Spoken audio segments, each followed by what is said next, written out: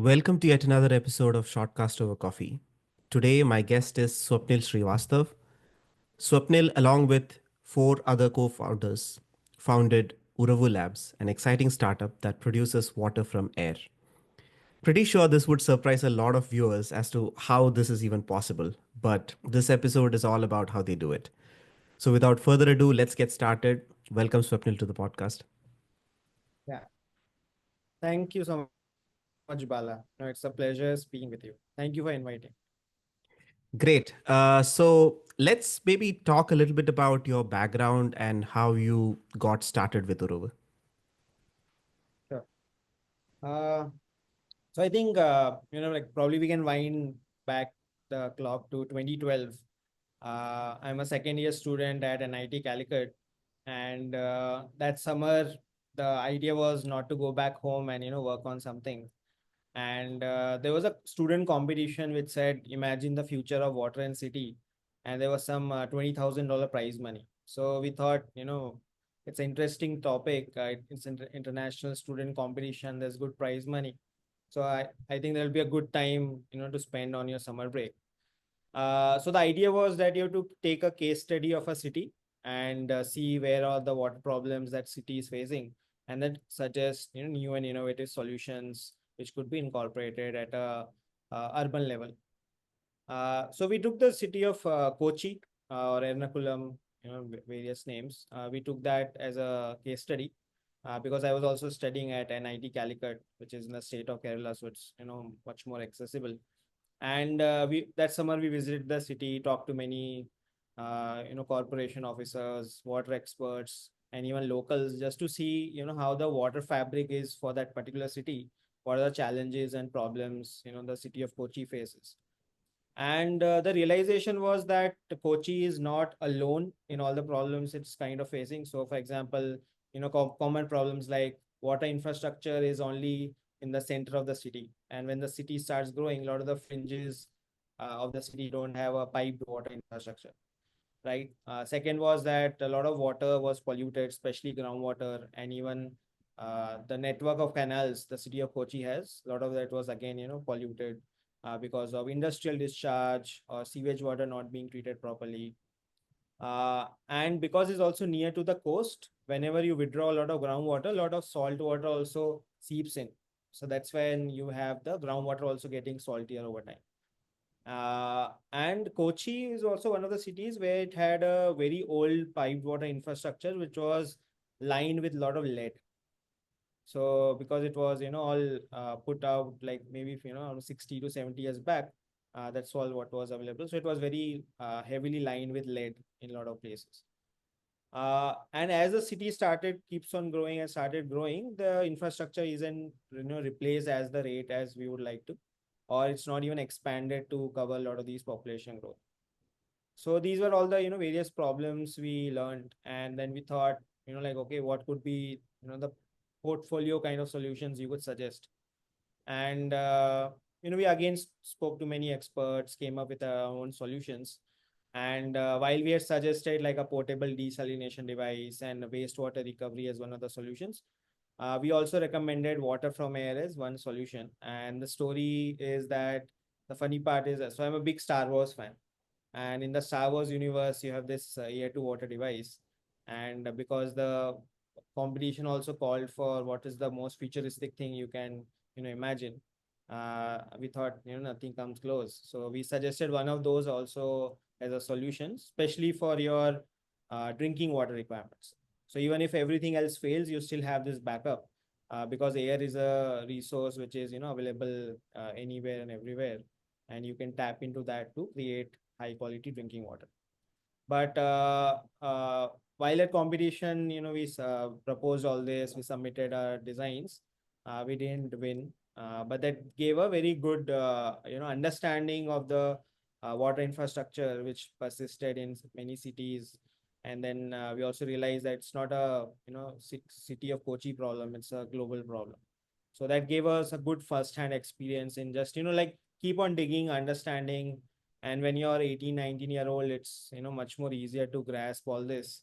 And kind of it stayed with us. And then in 2016, we further looked at making this a more like a full-time gig, which was also triggered by the event that our campus ran out of water. So our college campus again had just a water supply from a nearby river, but when that river dried up, there was no water in the campus, and there was again no municipal water connection because we are almost 25 kilometers from the city.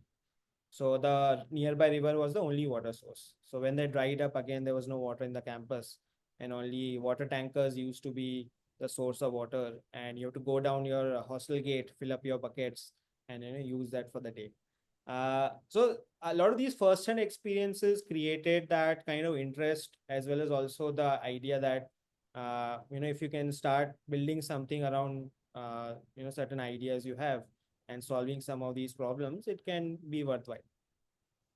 Yeah, I recently listened to an interview, or I think it was a podcast by Faye D'Souza, where she was mentioning about how the newer parts of Bangalore do not have any municipal water connection, right? It's just the old parts of Bangalore, and then the infrastructure has not quite kept up with the kind of growth that Bangalore has seen. And I think that's the story of every Indian city or every South Asian city, because it just grows so much. And I think India being a developing economy, there's a lot of migration from the rural parts into the city for better opportunities, and the infrastructure cannot quite keep up. You mentioned a very interesting story about how your college ran out of water for a little bit. I was reading this statement, or maybe it was accompanied by a report by Niti Aayog, that 40% of Indians will not have access to drinking water by 2030, and this was said back in 2018. It, what is it that we are doing wrong, that we will not be able to accommodate drinking water to people? Sure. So this is, like one of the hardest questions to answer because there is no particular thing we are doing wrong. Like it's a whole uh, web of practices, and the whole system has become in a way that structurally is very hard to change something. So if you move one thing, it affects something else. And it's not just at a technology level, right? Or an infrastructure level. It's also a big policy level, politics level. Like, so just recently we came out of the Indus Water Treaty, right? Where we, as in India is saying now they can build dams and structure on the rivers which are flowing to the west. uh, Even back in Bangalore, the same narrative is that today the Bangalore Water and Sewerage Board loses almost 90 to 100 crores per month. They are the losses they're bearing, but the government is not ready to increase the water prices because it might affect a lot of vote bank, right? So we have been doing a lot of things wrong in the way that agriculture is the largest user of water, and a lot of the policy around pumping groundwater, giving free or subsidized hand pumps actually promoted a lot of water uh, discharge from the groundwater table. And agriculture is the largest consumer, so it has like made India the largest user of groundwater. So India uses more groundwater than US and China combined. Okay, so it's a huge amount of groundwater we are dependent on, and we never build the infrastructure to actually capture a lot of rainwater. So today also cities are being built in a way that a lot of rainwater just goes down the drain. It has no way to seep to the ground or recharge groundwater table. We have like built on top of a lot of our lakes and greenery, so again there is no natural way for this water to get captured. And see, over time, what has also happened is both human activity, whether industrial, domestic, has also polluted a lot of this water.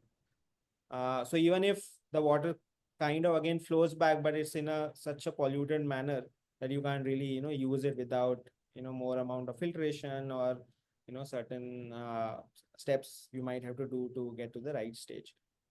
So, but if you like talk to a lot of experts, I don't consider myself an expert in this because it's always the fact that as an outsider, when you get into the inside, it's easier for you to take a different perspective on what has happened. Whereas if you're an expert who has been in the system for this so long, you might have a very deceptive way to look at it, and probably your solutions also might not be uh, around ways where you can think of that, technologically you can do something. So a lot of experts I know will always say that policy and institution building and capacity building is a lot more better as a solution, to address a lot of these challenges. But I feel that when you look at it at a system level, it's because it's so complicated and hard to change. It's better to build something new where the system itself is a different kind, and you can, make a new ecosystem around that of how you source water, distribute, or treat it. So that could be like a parallel alternative, which you can always tap into. So that was the whole genesis of, how we thought about the problem, and, how we can build about solving it. Yeah. So I think if I were to summarize what you're saying, I think it's not inadequate rainfall, but inadequate management. I think that's probably the main contributor behind water shortage. And fun fact, like agriculture consumes apparently 90% of India's water, and That, we are so much invested in, you know, let's say top four crops like wheat, rice, sugarcane, and cotton, which needs a lot of water. And I think that's one of the things that probably states like Punjab and Haryana have done wrong, is that they invested so much on these crops because of that, the minimum base price or whatever, that the fertility has gone down quite a bit, and also the water consumption is immense. Okay, so water is a problem, and it's yeah. Sorry, go ahead. well, just to add, because you were talking about the rainfall, right? So that again, because it will be handy in our conversation later when we talk about water from air, right? So there's a thing that what we typically call as a water vapor flux. So that, say Earth is a whole spatial volume, and how much water vapor flows across, right? And some of that also rains. So the amount of precipitation, which includes rains and snowfall, is humongous compared to what actual water withdrawals human beings do on a yearly basis. So human beings' water requirement is just 1% of the total precipitation which happens, right?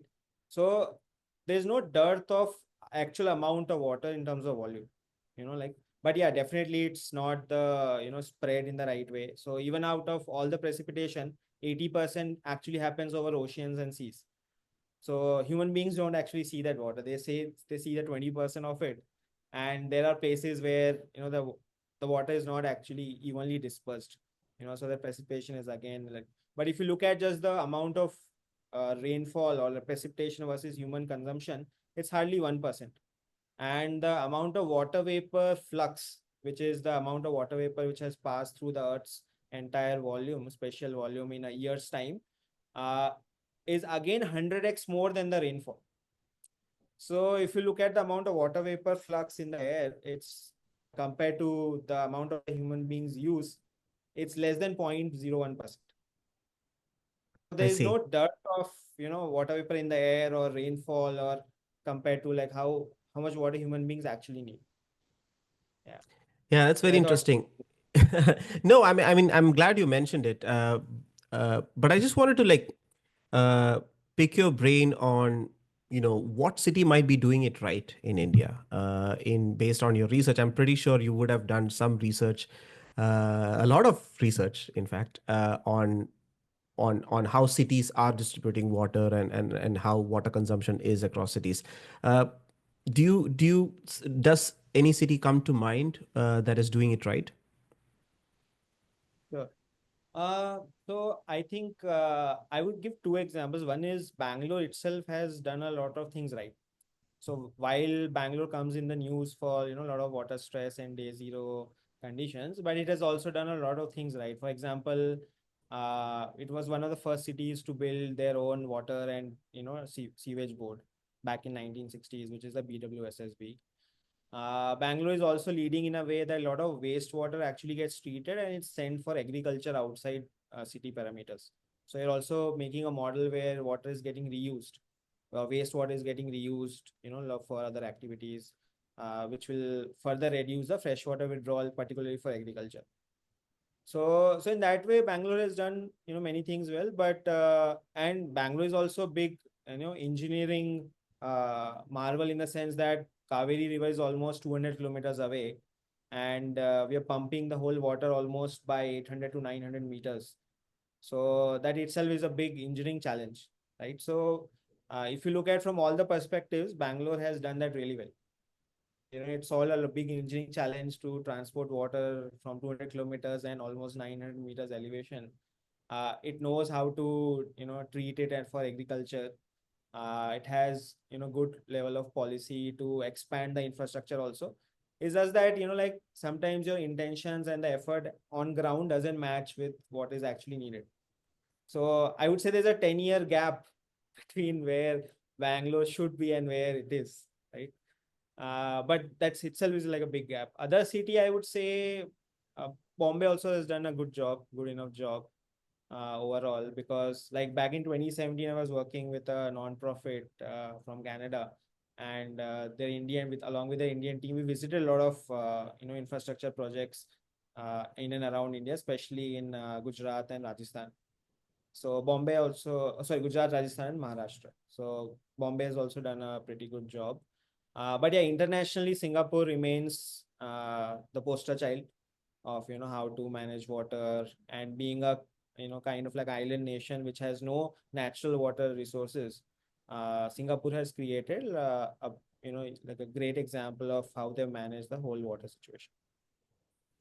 That's great. Yeah, I had a chance to talk to the co-founder of Boson Whitewater, based out of Oh yes. Bangalore, who was doing a great Yeah. job with reverse osmosis. So coming back to Uravu, I mean, I did see a few examples, even in the US, of companies that were trying to make water from air. I think WaterGen Water comes to mind. So they were uh, providing water from air to RVs, and RV is such a huge culture, especially in the US. Longer road trips, and you're kind of remote in wilderness and with no water hookups. You might have to generate your own water. So when you started to think about how I'm going to solve this problem, there are already tried and tested ways like reverse osmosis and purifying. I mean, Bill and Melinda Gates Foundation is also doing a lot of work in Africa. Why water from air? Sure. Uh, So I think, like there's no single, like a reason that, water from air was the thing we wanted to do. But I think many of these events and your own personal ambition kind of made this, like a best bet, considering all the future scenarios as well. So for example, uh, water from air solves a lot of your systematic challenges. For example, because air is everywhere and moisture is everywhere on earth, while it does vary in amount overall, but because of its universal presence, you can tap it anywhere, and you don't have to rely on a piped water infrastructure to distribute it. So it kind of shrinks the whole supply chain into a single point. So today, if you look at the supply chain of water, it's usually you'll source it, you'll treat it, and then you'll distribute it, right? And your source can be groundwater or river, lake, whatever, or sea. You will treat it using filters and different purification techniques, and then you will distribute it through pipes and any kind of canals or whatever kind of system people have built over time.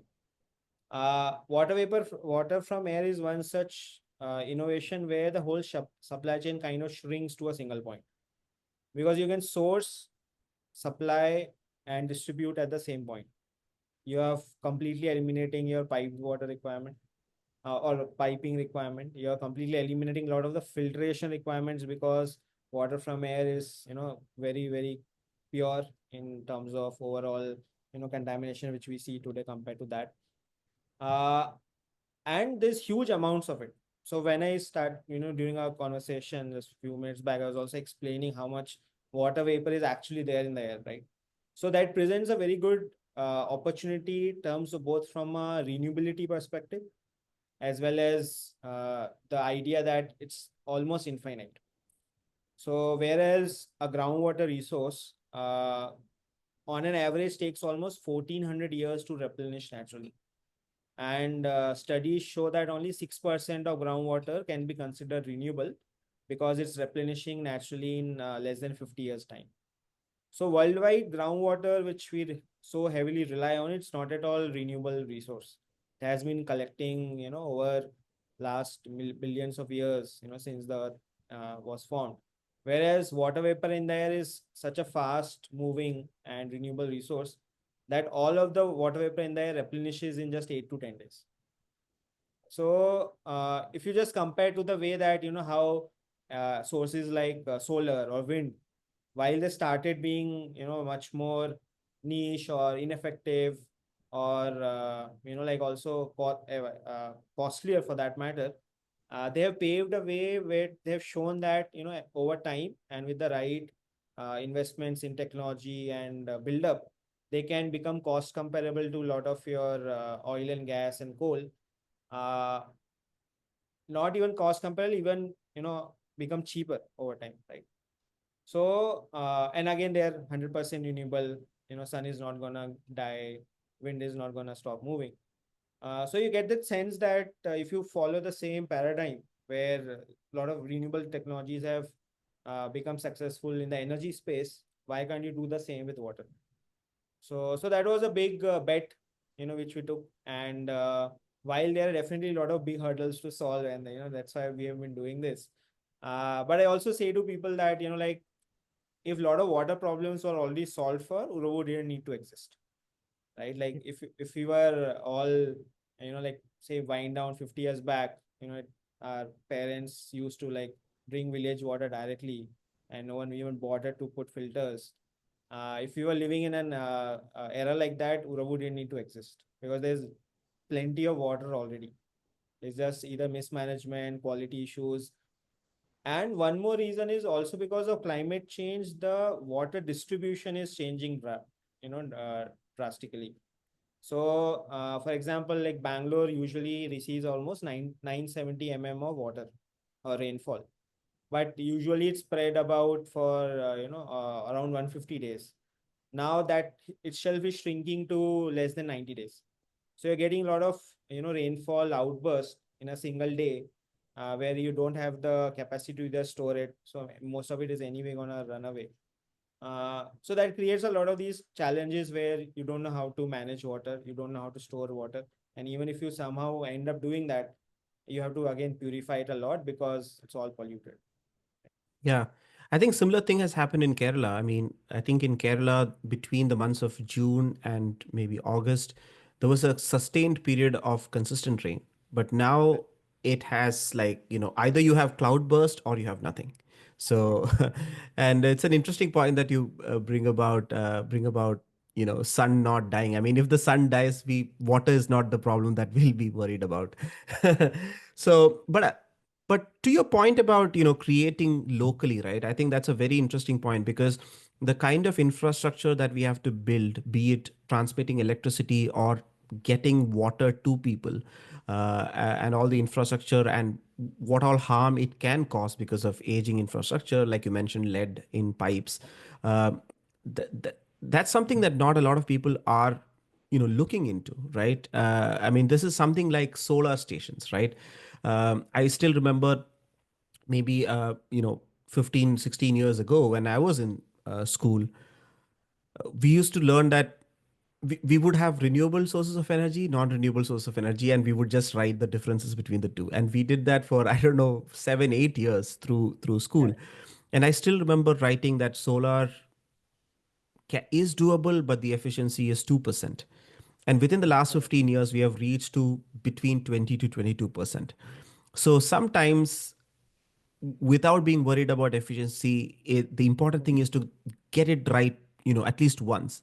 And efficiency and tuning the knobs to make it better can come. I mean, we saw that with electric cars. How, like, I still remember Riva, the first electric car, lithium, not lithium ion batteries even. I think it was lead acid, yeah. Yeah, lead acid batteries, and it was uh, uh, not a success. I mean, but now look how much it has caught up. So that is fantastic. So let's say average household daily consumption, if they were to set up I know you guys are now selling in bottles, and I'll come to that in a little bit.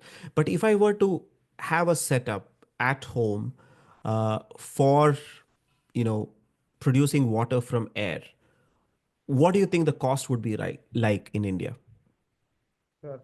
So I think overall you have to look at two aspects. So today what has happened is a lot of the status quo in this space is the condensation cooling technology, which is a derivative of an air conditioner, where what they basically do is they'll pass a lot of air over a cold heat exchanger, which is which is maintained at a lower temperature with the use of a compressor and a refrigerant based device, and some of the moisture in the air will start condensing. So if you look, like if you stay in a lot of humid areas, you will also see a lot of water dripping from the air conditioner. So that's basically the replication, what a lot of these devices are doing, including names you mentioned like WaterGen, right? So there the capex of these devices is still quite, I would say, optimized, because they use a lot of the supply chain of the existing air conditioning market, right? So usually for a 20 liters per day, you can get it anywhere from 50,000 rupees to 1 lakh rupees. If you buy, say for example, 500 liters per day, it could be anywhere from 8 lakh rupees to 15 lakh rupees, right? So capex wise, it's not a big investment, and for a typical household of four, a 500 liters per day is quite a decent volume, considering a lot of your all the kinds of applications, not just drinking water, right? It covers your bathing, cleaning, utility, everything else. But if you look at the OPEX of it, right? So that's where the proposition starts to falter, because your operating cost for such a device, the energy consumption is usually in the order of 300 to 1200 watt hour per liter. 300 watt hour per liter is best conditions where you are in a humid place like Chennai, where it's always humid and high temperatures. And a 1200 watt hour per liter would be a condition like a Delhi summer, where temperatures are 40 and humidity is just 25-30%, right? So if you consider like 10 rupees per liter, 10 rupees per unit roughly electricity cost, you're looking at 3 to 12 rupees per liter as your operating cost on a daily basis for such a device. So it becomes very cost prohibitive to even look at applications which concern a lot of daily activities. So that's why they got limited only to this drinking water niche, that okay, probably drinking water is the best we can go, because if you buy say bottled water, you're paying 20 rupees per liter.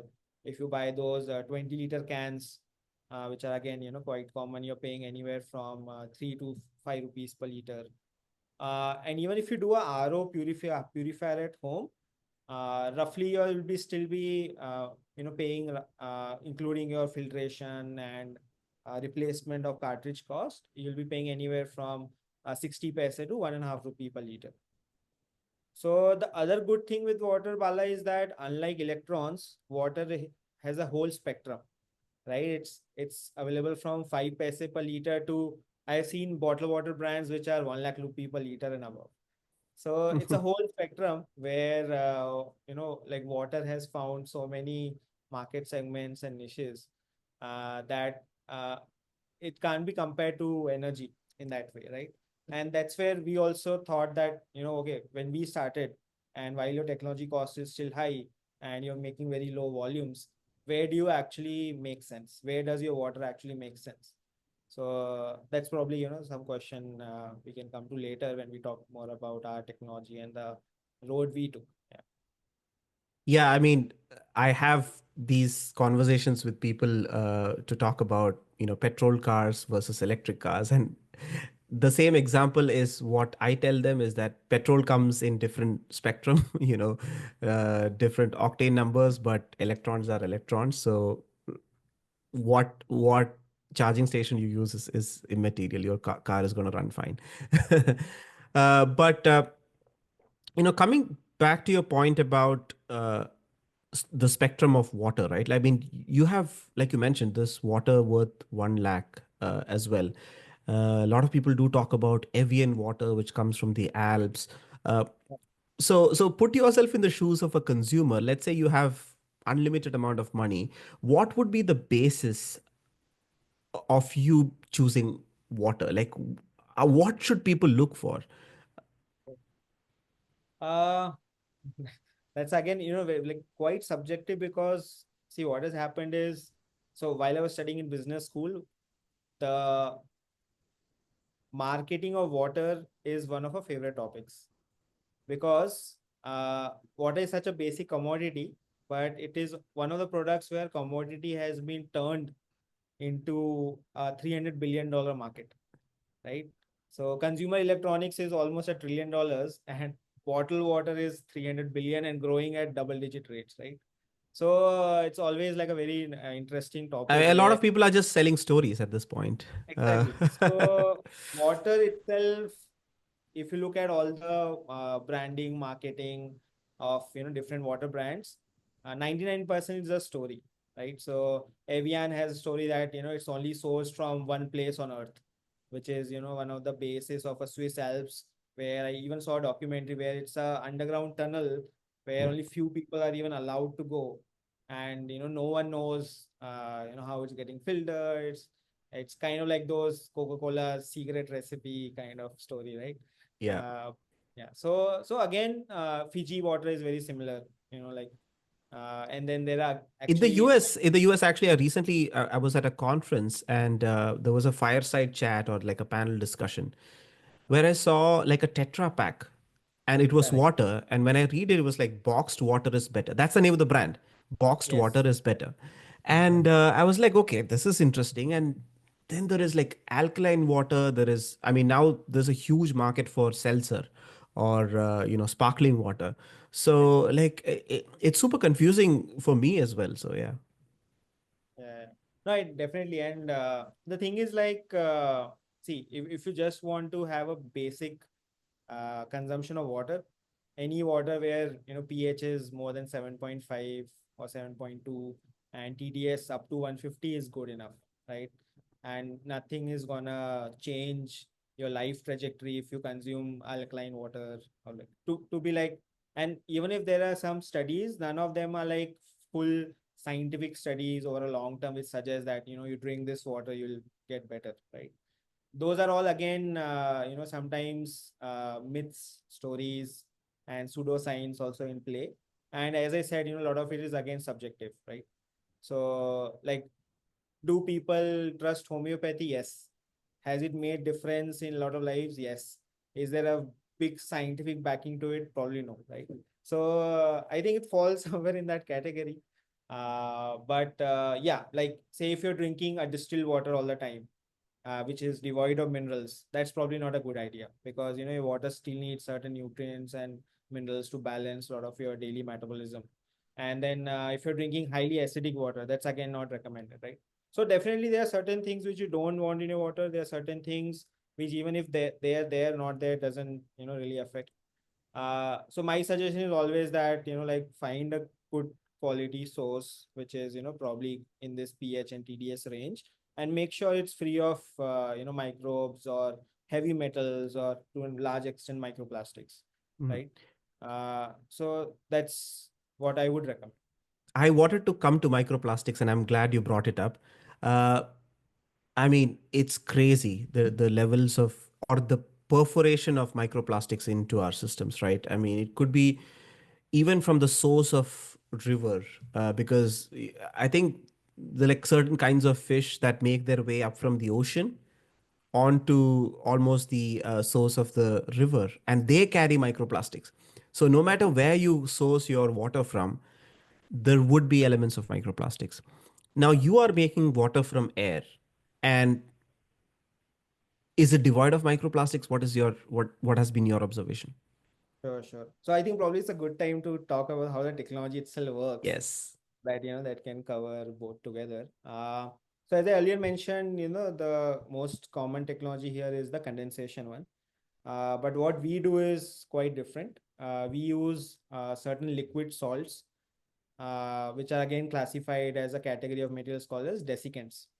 So one very common example you might see is when you buy a footwear or a thermos flask, you'll see a small pouch of silica gel. So silica gel is basically there to control the humidity around that because it's good at absorbing moisture from the air. So there are hundreds and thousands of combinations possible in the desiccant space, and we chose or developed kind of our own proprietary blend where we use a liquid salt combination. So it's basically like a liquid salt made up of a lot of naturally occurring salts. And the property of this liquid salt is that it readily absorbs moisture from the air. So that's what our first step is. We have a container which has a fan and a pump, and it keeps on spraying or distributing liquid salt over a like a bed, and air flows over it. So over time, the liquid salt absorbs moisture from the air. So that is like a very simple first step for us. And in the next step, what we do is that we transfer this salt or liquid, which already has absorbed a lot of moisture, into another chamber where we create a vacuum, partial vacuum, and heat it to 50 to 65 degrees Celsius. So basically, when you heat it at those lower vacuums, the water vapor, just which was earlier absorbed, boils off almost in a steam-like form, which is very similar to distillation. And then that water is condensed to form fresh water. So in a way, we are mimicking rain, that water is getting evaporated, and because of the lower ambient temperatures, just naturally getting condensed. So a lot of microplastics, even if they could have end up in the packing bed, because of the distillation process, there's a big possibility that a lot of that doesn't come up, especially in the water vapor phase again. And further, when the water is formed, what we also do is we pass it through ultrafiltration membrane, and a activated carbon and a ultraviolet. So a lot of both these filters, they remove a lot of microplastics, even if something is there, without rejecting water. So in a reverse osmosis, you also reject and waste a lot of water, and almost domestic ROs are just 25 to 30% efficient. Industrial RO is 60% efficient, but a lot of water gets wasted. Whereas in ultrafiltration and activated carbon, most 99.99% water just passes along, and you still get that safety that you get this high quality filtered water. Very interesting. I mean, it's kind of shocking to even know that even if you produce water from air, there is still risk of microplastics. Uh, It is. And in the condensation process, there's actually a bigger risk because it's just water vapor, it's just air is blowing over a cold surface and it's getting condensed then and there. In our case, at least there's a segregation between when you absorb it and when you distill it. So there's a lot lower probability of microplastics to be in there in that produced water. And with the added filtration, you can remove even if something is there. But in the condensation method, the risk of microplastics is way higher. I see. So I think you kind of answered the question. I was about to ask about dust and other pollutants, the larger particulate matter. So I guess this pretty much solves that as well, right? And just one more thing to add is that even before in the first chamber where we do the absorption, where the liquid salt absorbs the moisture, there are also air filters which remove a lot of dust, pollen, and other pollutants which could be there. We don't go to the extent of using like a HEPA filter because that creates a lot of added pressure on the system itself. So power consumption goes drastically high. And the other good part is the desiccant, the liquid salt we use, has affinity only to absorb H2O molecules. So say even if there are pollutants like NOx or SO2, they don't get absorbed by the liquid salt. So that's again an added advantage where you're selectively just absorbing H2O from the airstream, and then kind of concentrating it in the liquid salt and then heating it to then form pure water. That's very interesting. We spoke about technology, we spoke about water crisis. Now let's talk about the company itself. Uh, if I am in Bangalore, I want to purchase Uravu water, what do I need to do? So about 21 to 22 months back, while we were still, scaling up the product and improving the tech part, we had kind of reached a crossroads where, either we had to over invest and keep on raising more funds to perfect our machine itself and, lower our costs, get it to like a B2B market segment. But that would have taken more resources and time. So alternate was that, while we were producing so much water already, We were at almost 2000 liters per day at that time.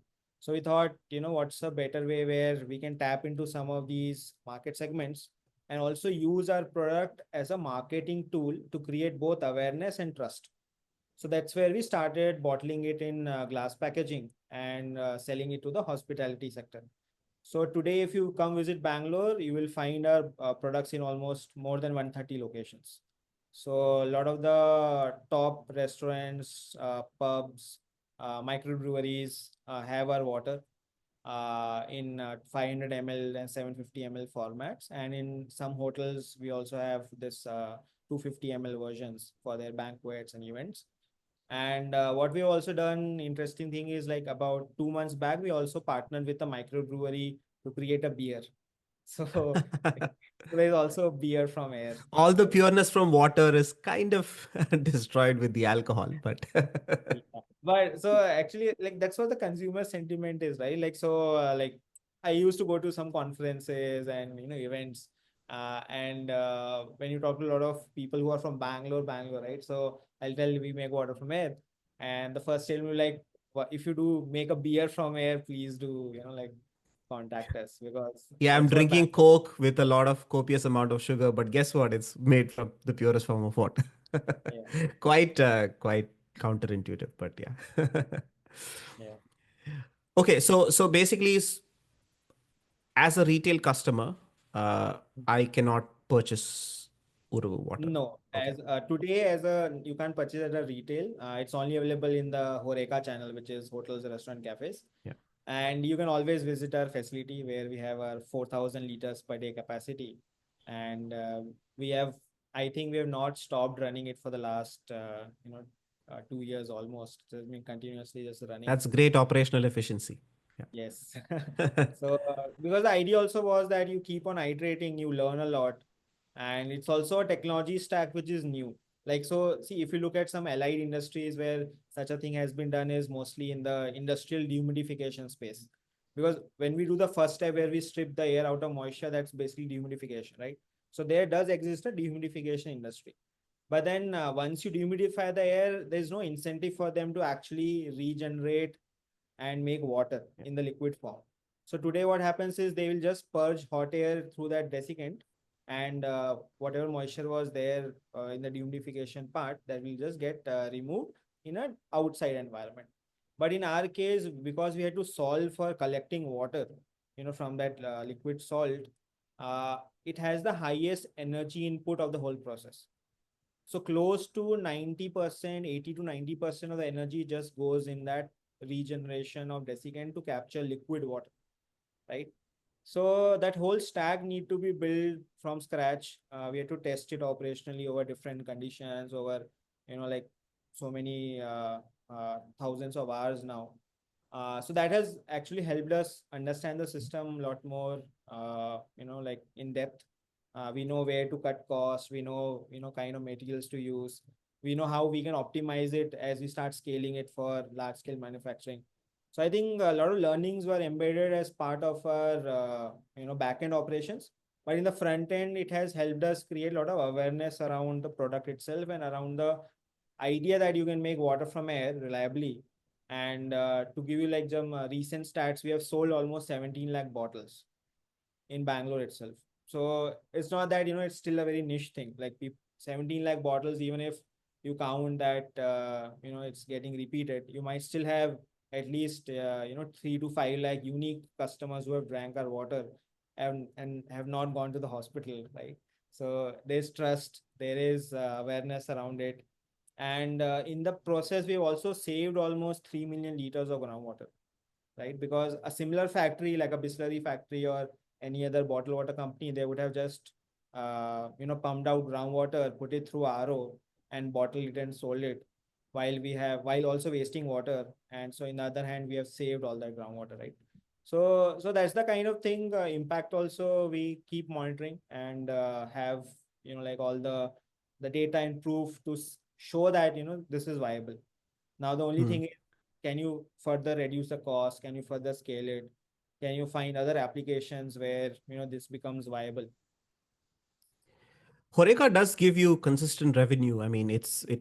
usually a longer lasting partnership. But don't you think you are missing out on that retail customer? I mean, most of the people who do end up going to these hotels and cafes are probably people who can spend for a good quality product. So let's say they come across your bottle and drink, and then they feel good about it, and they want to try it. Don't you think you're missing out on that customer? No, I think definitely that kind of interest is there, and a lot of times you have also deliberated on, retail or not, or what could work. Sometimes it also so happens is that because we are volume is limited, so out of the 4,000 liters per day, I am almost selling all of it on an everyday basis. So, and while we think of that, okay, we'll increase the capacity soon and then bring more customers. Retail is another a very different market in the sense that a glass bottle is not a good option for retail. So then you have to shift to a plastic-based packaging or probably a Tetra Pak or aluminum can. The kind of awareness and marketing spend you have to do in a retail category is quite different from what you would probably have a zero marketing in Horeca, right? So 100%. Yeah. yeah, so I think we are definitely thinking of it, and what we're also trying, Bala, is that instead of water, maybe a better way to think about is like, okay, if you can add make more value-added beverages with that water, that will be a better product for the retail category. So, for example, we are in the process. Kombucha, maybe. I don't know. Yeah, kombucha is a good example. And just to add, like it's still not public yet, but we'll be launching a tonic water and ginger ale shortly. So the idea was that it's a product which goes well in the Horeca space, probably in a aluminum packaging, and the same product can go in retail, Q-commerce also. Yeah. So I think that's the kind of strategy we are working towards, where it can serve both the Horeca and retail together.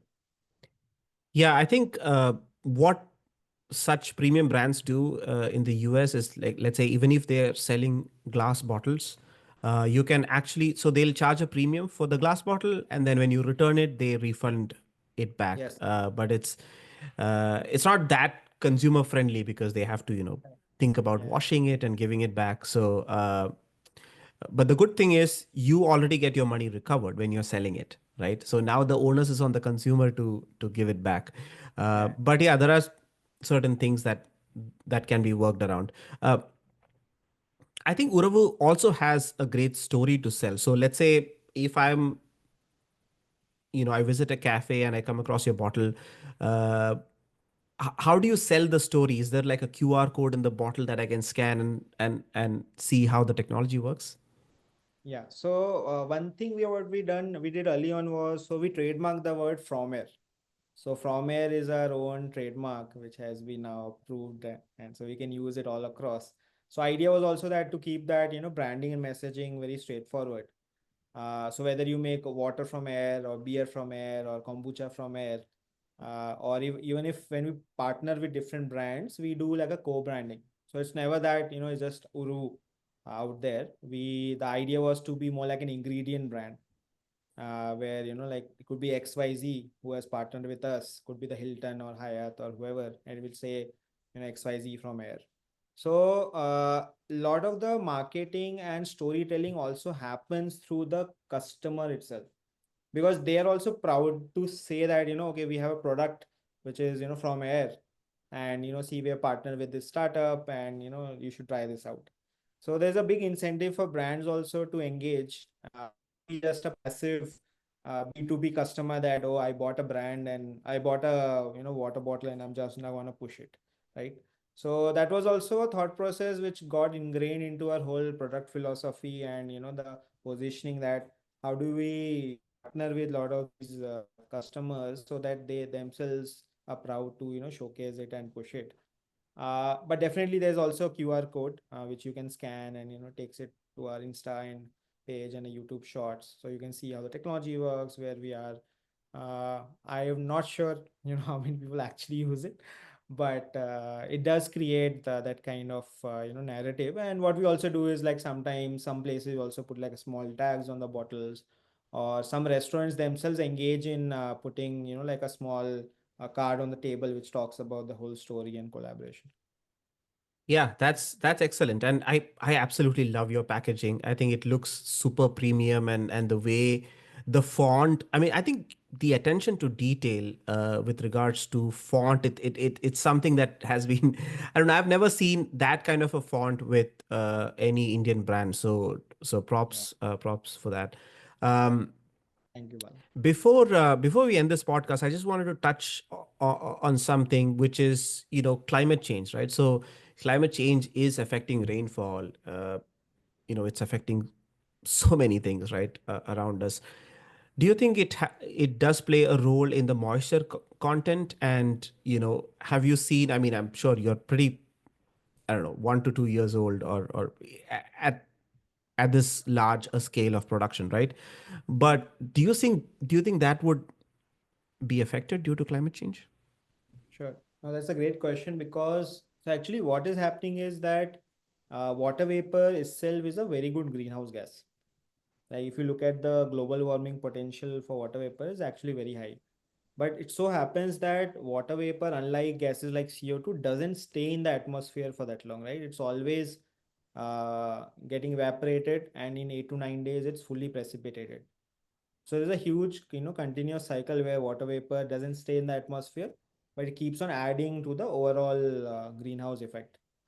But because of climate change, because of human-driven global warming, the amount of evaporation from surface bodies, lakes, oceans is increasing. And because the air also has become warmer, it the tendency of air to hold more water vapor has also increased. So there was a good study done by NASA where they kind of try to summarize this whole relationship, and they perfectly titled it as steamy relationships, where they said that there's a positive feedback effect where the amount of water vapor in the air is increasing, and that is actually leading to more warmer temperatures because of the greenhouse effect, and that is further than exacerbating your evaporation. So, actually, over the last few decades, amount of water vapor in the air has actually increased by 3 to 5%. So we are also reaching a point where, like global warming itself has increased the water vapor in the air. And in some ways, we can say that while controlling some of that, or kind of, accelerating some of that precipitation, will be reducing a lot of the heat effects which are, rising globally. That is And very fascinating. Yeah. yeah. And I think to also do that, it's very important to see where the cost reductions could happen, where both, you can reduce like go below a rupee per liter or even lower, and where you can even then scale it up to, from a 4,000 liters per day to tens of thousands of liters per day.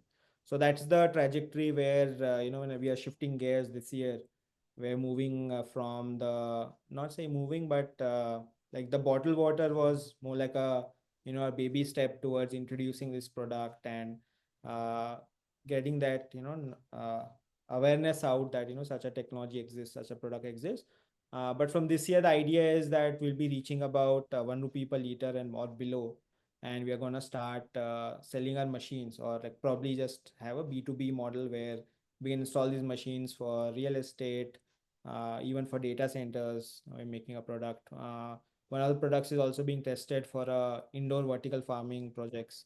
So wherever you have these good quality water requirement, and where such a technology can substitute your normal water use case, is what we're looking at from this year.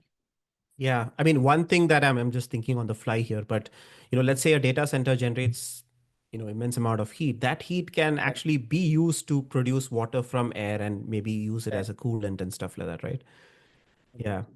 That's amazing. Before we end this podcast, just want to touch base on the manufacturing side. So when Sure. you started to think about scaling this up, how Mhm. did you go about sort of commissioning the factory, where to get the equipments from? Because yeah, you were a college student having this big idea, but how did you go about where do I get these machines from? So because a lot of them probably had to be made custom, right? So just after college, like I decided to be in Bangalore. I had previously interned here, and there were actually two large industrial areas. One is the Pina industrial area and Jigni, where a lot of manufacturing does happen. So for a lot of these components, especially from a industry, from HVAC industry, manufacturing, some of these resources and elements do exist. But because our technology stack was so different, and we had to piece together a lot of these things. So today, proudly, our supply chain is still almost 90% India based, but there are definitely certain sensors, certain very specific components where even if you do get in India, the quality is not justifiable to put in a product like ours. So we do have to like either go for custom manufacturing, or also find the right suppliers, which we might have to go through like hundreds of them and then lock into one or two of these suppliers. And One good thing happened was, so for our salts, which is the kind of the heart which absorbs this moisture, right? One of our investors has a chemical manufacturing plant, and one of the salts we use in a composition is actually a byproduct in his process. So he gives it to us for almost free. So you just have to cover the transportation cost from his plant in Maharashtra to our Bangalore facility. So it took us time. It was not something, we had answers on day one. Even today, we keep on evaluating suppliers for a lot of these, components. And it so happens that, like tariffs are increasing, shipping is delayed, and a lot of projects kind of sometimes, get disrupted because of that. So we are trying to see, how to build that kind of supply chain where you have access to some of these at the right time, at the, right pricing. So it was, like it was a big process. We have failed a lot. We have over ordered. We have lost a lot of money sometimes. And in our case specifically, each iteration is minimum of 30 to 50 lakhs. There is no, like, okay, do this 2 lakh rupee iteration and, you're good to go. That's the thing Each, with deep tech, right? It's not, changing lines of code. I mean, it has implications, and the implications are for far longer, and you have to plan far ahead. So yeah. yeah. And there's also a lot of, like your choices have a lot of debt. For example, if there's a particular configuration I started using, right? So that actually happened with our bottling production and all things like that, right? So we started using a particular setup, we started using a particular way of a process of doing certain production activities. Now, because I have daily production requirement, I can't stop that and make changes. I have to create something in parallel, probably over invest because of the mistakes I did, and then slowly phase it off, right? So you have a lot of these choices become a lot of times become a debt and a crutch also. So I have actually lost money many months because of such choices. So now we have to make sure that you talk to at least 3 4 experts before making a lot of these early decisions, wherever a lot of money is involved. So becoming more cautious about that, trying to see how manufacturing has to be done. And today we also think a lot about making a solution very modular, because the idea is when you start manufacturing it for mass scale later, you shouldn't come into a position where everything is custom, or everything is interdependent too much on each other. While an interdependency is also good to protect IP and few other things, right? Because as more complex you get, it's it's harder for others to copy and things like that. But that also slows your manufacturing down and increases cost a lot. So we're also trying to see, how modular we can get it to, and that has been like one of our guiding decision philosophy, design philosophies also. Excellent. Swapnil, thank you so much for your time. Great insights. And when I was just as curious as probably some of our listeners and viewers would be, as to how is this done, and how did he come up with this. But you answered all of them very clearly, and I hope the audience also get a lot out of this episode. It's great to see so many deep tech startups coming out of India and building quality products. And I think one of the ways, I mean, the way that I got to know about you was from an Instagram story by Angad Daryani. I mean, Oh he yeah. posted about you, and Yeah. that's when I looked you up. And what a great story! Especially branding and packaging. I think you guys have nailed it. Absolutely loving it, and cannot wait to try. I mean, I'll probably be at one of the cafes and try the water out sometime. Sure, sure. No, definitely, Bala. Like hoping that get to drink actually and like feel that it's real, right? Great. Thank you so much, Swapnil. Yes. Thank you so much, Bala. Bye.